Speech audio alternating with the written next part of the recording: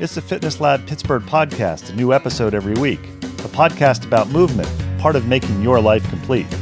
Fitness Lab Pittsburgh, aka FitLabPGH, brings you interviews with people in the Pittsburgh area who understand movement is part of what makes life complete. Looking for a new movement idea or just want to hear interesting stories about people who make movement a priority? This is the podcast for you. Whether you consider the gym, dojo, or fitness studio your third place, or just want to learn more about movement, activity, and fitness to enhance your life, give FitLabPGH a listen. We interview locals in the Pittsburgh area who make Pittsburgh a great place to move. Subscribe to us on Apple Podcasts, Stitcher, or Google Play, or check out our website for other subscription options. Subscribing is free and gives you notifications when we release new episodes. Each podcast episode will be long enough to pique your interest and short enough to hold your attention. Have an idea for an episode? Know somebody we should interview? Or just want to connect with us? Drop us an email, FitLabPGH@gmail.com, or follow us on Twitter or Instagram at FitLabPGH. Already a fan of FitLabPGH? Check out our sister podcast, Moving to Live. Moving to Live is a podcast for movement professionals and amateur aficionados. Moving to Live offers weekly interviews with movement professionals featuring topics from career development to coaching tips and education resources to advice for parents of student athletes. We look forward to hearing from you, and we hope you enjoy our next interview, starting now.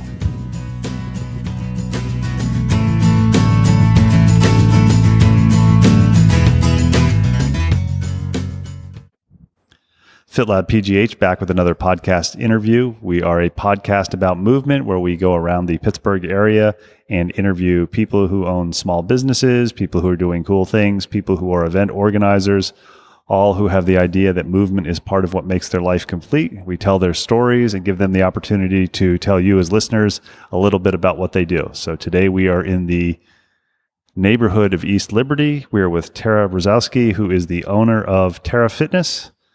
Terra, thanks for taking time to talk to FitLabPGH this afternoon. Thanks for having me. I really appreciate it. And thank you for doing your podcast.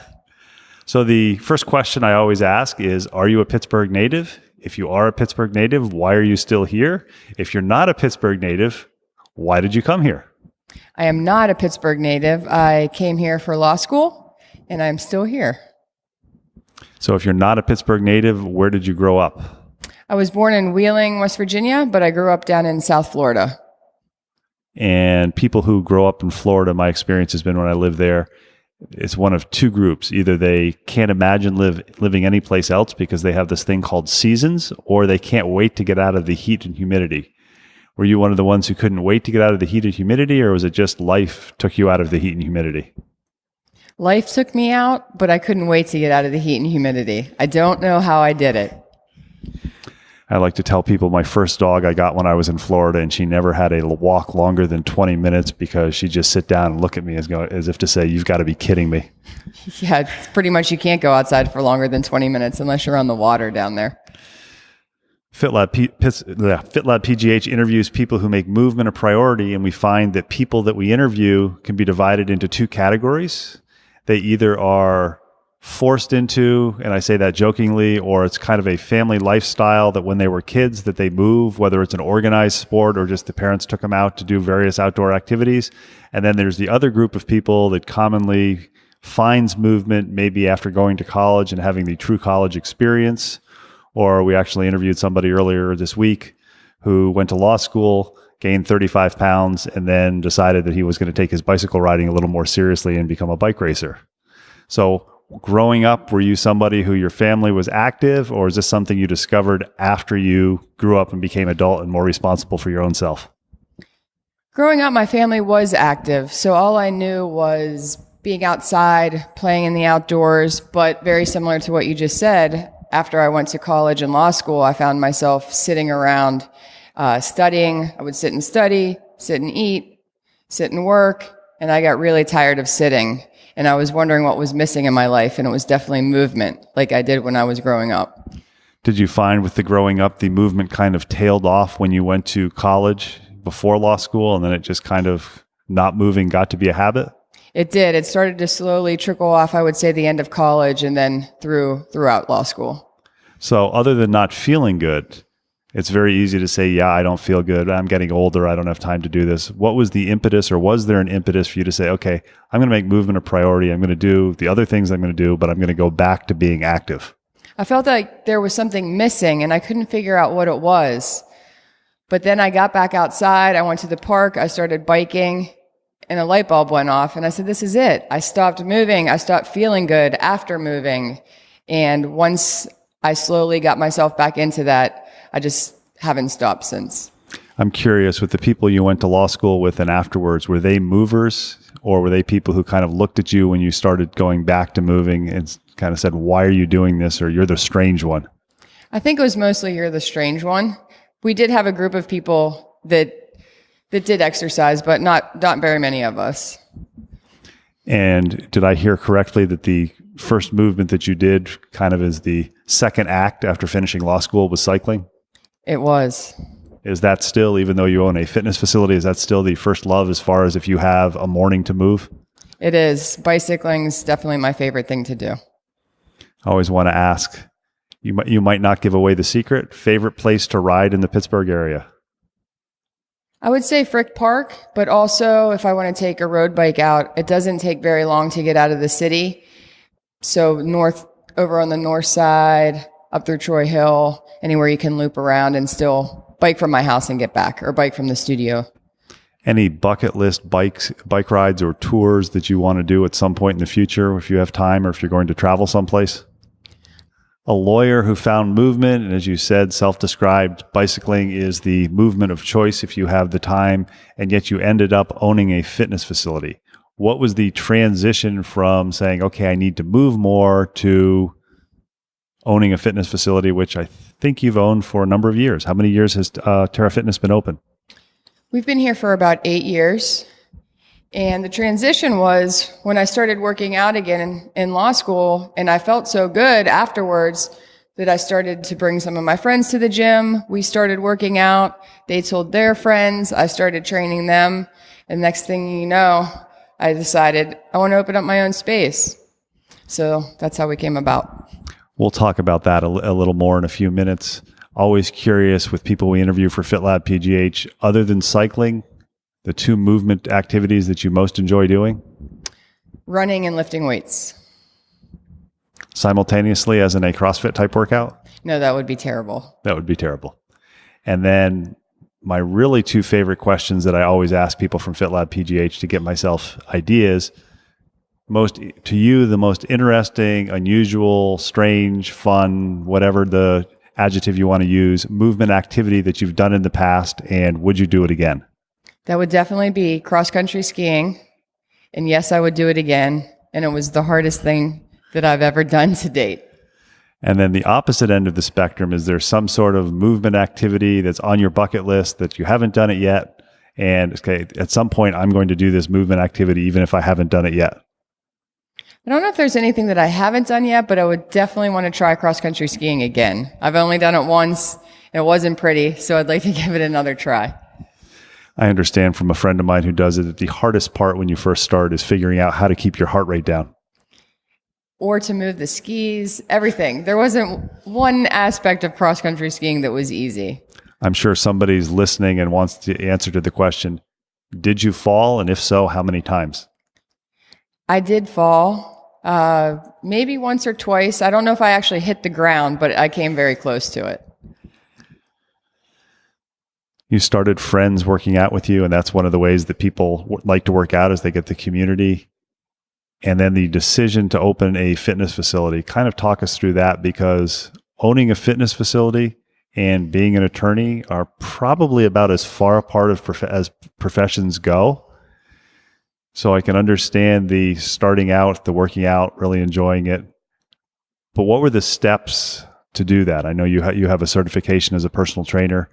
What were the steps to go from, hey, I think I want to open a facility, to kind of going to actually having the facility?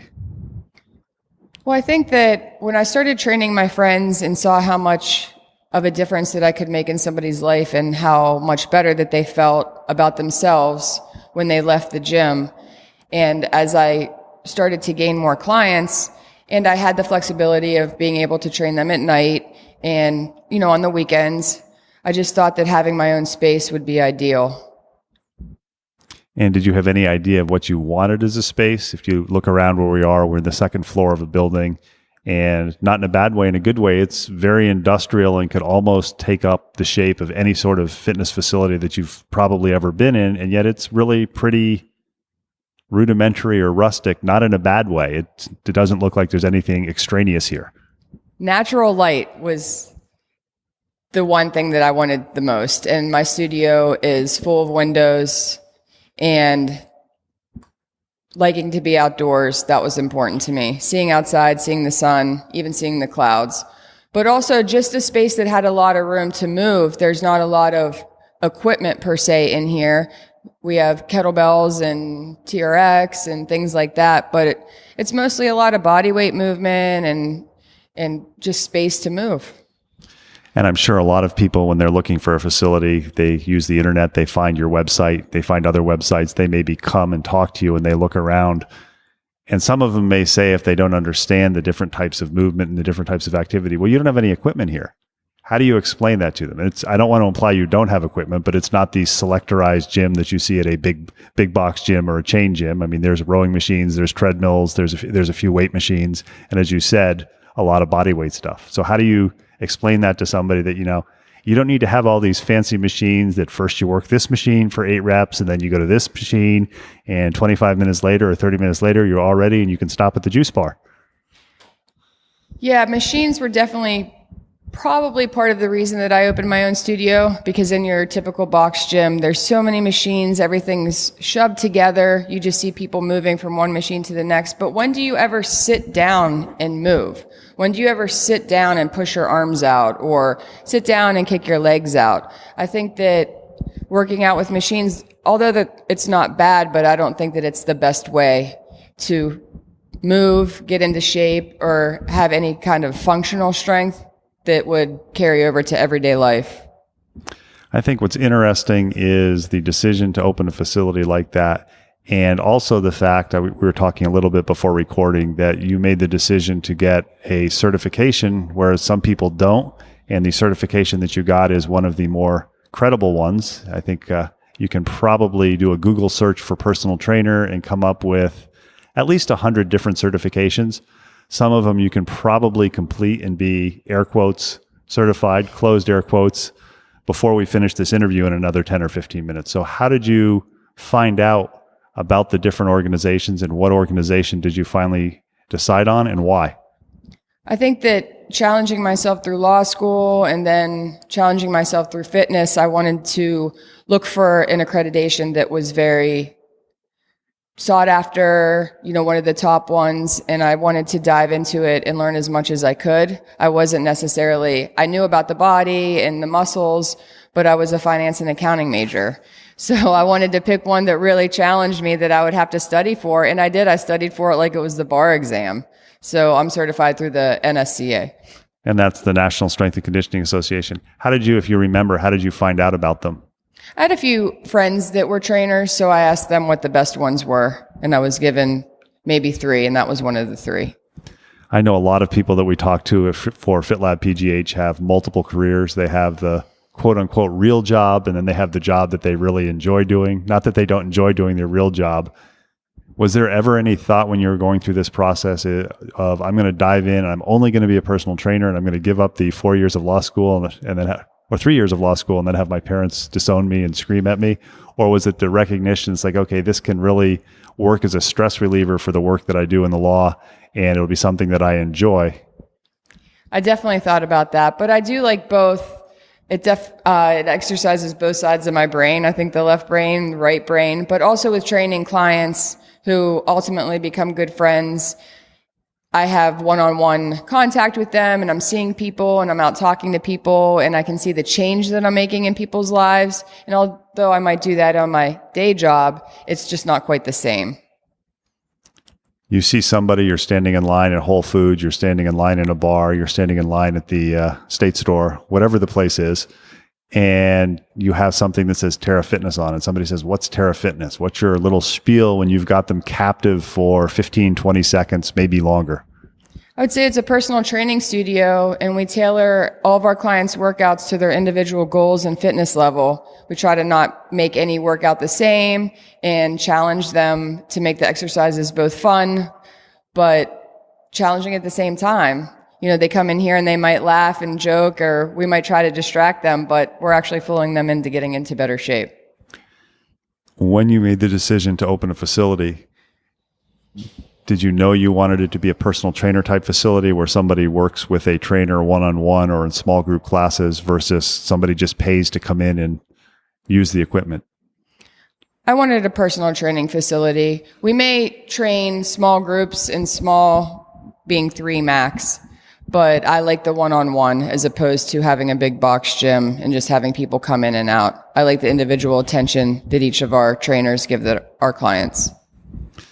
And then I know Pittsburgh is a city of neighborhoods where people don't like to go from one neighborhood to the other. And if there's a bridge or a tunnel involved, even worse. We're in East Liberty. How did you decide where we are now? This is the area I want to be in versus saying, well, I want to go on the south side, or I want to go near Pitt at Oakland, or any of the other 90 plus neighborhoods in Pittsburgh. Well, since I live in Shadyside, and you are correct, even going to Lawrenceville is just way too far. So knowing the area and training prior to my studio at a gym close by, I wanted to find something close. So I was lucky and found this spot in East Liberty. Have you ever found potential clients where you tell them where you're located and they say, yeah, I don't want to go that far, or that's too inconvenient to get to? Actually, no. And I'm honored and surprised that some of my clients drive quite a distance to get here, from all the way up by the mall, out by the airport. And it makes me feel good. It's nice to see people take that much time out of their lives to come here for a training session. Unfortunately, it's always a small number of people who are willing to make a commitment to their movement or fitness. It's basically, if they have something good, they're willing to spend the time. A lot of people spend more time in that to go see a movie or go to dinner. If it's a good restaurant, they're willing to do that travel. That's a good point. Some people may not be aware what small group fitness is. We like to see, or we'd like to have everybody in the world active. We think it'd be beneficial. We'd like to see everybody in the Pittsburgh area active, but we know, even though it's a growing number of people, it's not the prevalent attitude of many people. It's a lifestyle choice. And somebody may come to you, or you may meet somebody and have the opportunity to educate them. And they say, well, why do I want, or who is a small group fitness facility for, or small personal training for? Why should I do that instead of a big box gym or a place where I can go and they have all kinds of shiny machines? I encourage people to come train with us because we care about our clients. We actually want to see them do better, both in the gym and inside the gym and outside of the gym. So if they feel better about themselves when they walk out of our doors, they're going to feel better about their jobs and their kids and their wife or husband, and make them all around a better person. And also, sometimes a lot of our clients are younger, so if they bring a friend, it's both motivating and sometimes helps on being able to afford a personal trainer. Always curious when we interview people who are involved in movement businesses, if you can remember oldest person that you've worked with and also the youngest person. Youngest person would be probably around 13, and oldest person is 74. We were talking before recording, and you grew up a tennis player. Do you miss tennis? I do, and I actually just started playing again the past 2 weeks. Anything you wish that the 12 or 13 or 14-year-old Terra as a tennis player did differently now that you work in the profession where the goal is to make people improve their fitness? I think with tennis, you just can't stop playing, and that's the hardest part. Trying to pick it up again and expecting to be as good as you were when you put the racket in the bag and didn't open it back up for 8 years. Do you think if you know what you know now, back when you were playing, when you were younger, you would have stuck with it, or you would have been more competitive than you were? Or do you think you pretty much maximized what your abilities were? I would have stuck with it. It's a good sport. It's, you're around people, you get to play. It's different every time with the weather, the wind, the sun. It's a good sport to play. Probably putting you on the spot with this question, but you've been here 8 years working as a personal trainer. Anything that you know now, thinking back before you made the decision to do this, that you're like, wow, I wish I'd known that back then. It would have saved me a lot of time, effort. That's a good question. That sometimes it takes a long time to start your own business and to not give up. Because there were times where I thought that I wouldn't have enough clients when I opened my own studio, but you just have to stick with it. Put your head down, work hard, be a good person, treat your clients well, and everything will turn out. We've had the good fortune to talk to Terra Brozowski. She is the owner of terraFITNESS, which is in East Liberty. If you're looking for a small group training and personal training facility where you can get individualized attention rather than just saying, there's the machines, pay us the money, this is one of the places in the Pittsburgh area to check out. Terra, I want to thank you for talking to FitLabPGH about your business and your path to doing this. Thanks for having me. I really appreciate it.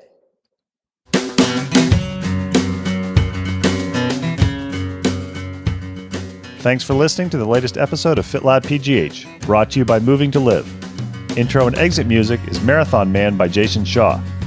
Check out the show notes for contact info for our latest guests, links to other information mentioned in the episode, and links to our sister podcast, Moving to Live. Moving to Live is a podcast about movement and exercise for professionals and amateur aficionados. Moving to Live offers topics from career development to coaching tips and education resources to advice for parents of student athletes. You can subscribe to us on Apple Podcasts, Stitcher, or Google Play, or check out our website for other subscription options. Your free subscription gets you notified when we release a new episode. Questions, comments, suggestions?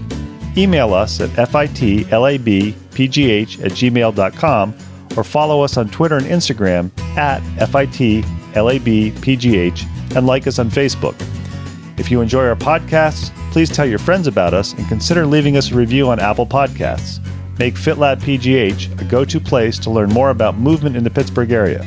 Until next time, keep on moving.